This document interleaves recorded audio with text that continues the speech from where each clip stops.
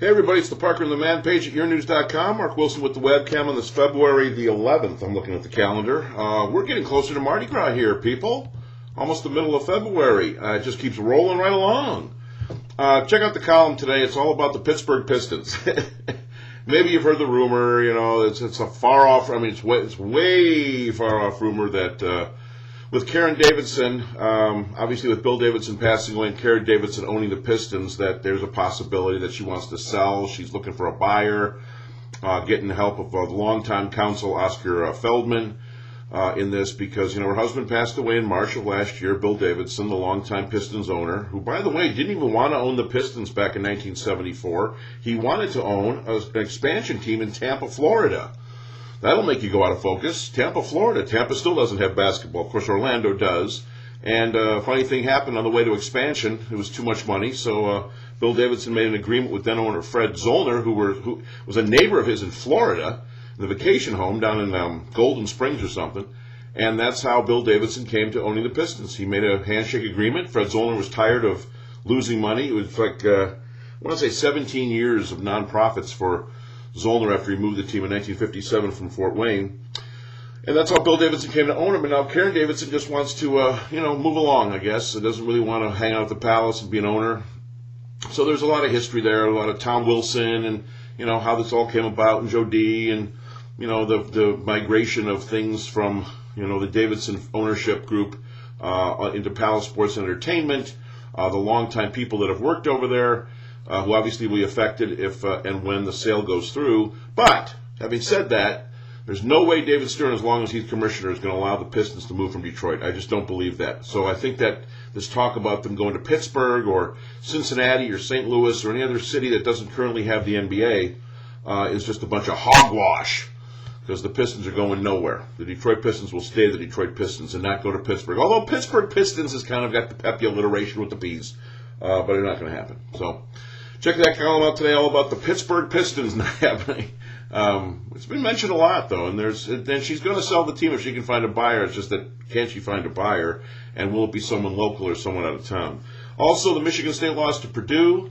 Some of the big names in college basketball falling by the boards. Spartans' loss was bad at Breslin. If you didn't see the game, Tom Izzo was beside himself, pulling his hair out, doing the thing like that all game long.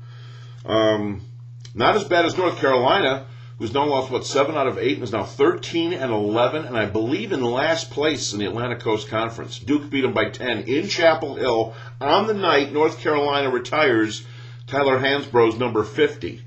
So there was a lot going on at the Dean Dome in North Carolina, and obviously Roy Williams not getting it done with NC. All of a sudden, the Tar Heels can't win a game. So that's hopefully where Michigan State is not headed. They've lost 3 in a row and are now tied for first in the conference with Illinois. So State's got a lot going on. Now, they got Penn State on Saturday at State College. Penn State's 0-11. But I'm not saying any game's a gimme anymore, not at 3 straight losses in the conference. The Lindsey Vonn injury, if you didn't hear, she has an injured shin. She says it's very painful to put the ski boot on. She's one of our best skiers. Chance for 5 gold medals in Vancouver. The Olympics start on Friday. The opening ceremonies and start really get going this weekend, and she's going to test it out, see if she can go. Also, the controversy about her cover on Sports Illustrated. Yes, she does a swimsuit issue where she's nearly naked. It's pretty close. And she's a gorgeous girl. I'll give her that. But don't talk to me about exploitation of these female athletes when the female athlete themselves are exploiting themselves. So I know there was a lot of hullabaloo over the cover and her in the tuck position, which is what she does as a slalom alpine skier and various other events. And then all of a sudden she busts out the swimsuit issue stuff. So, you can't have it both ways, people.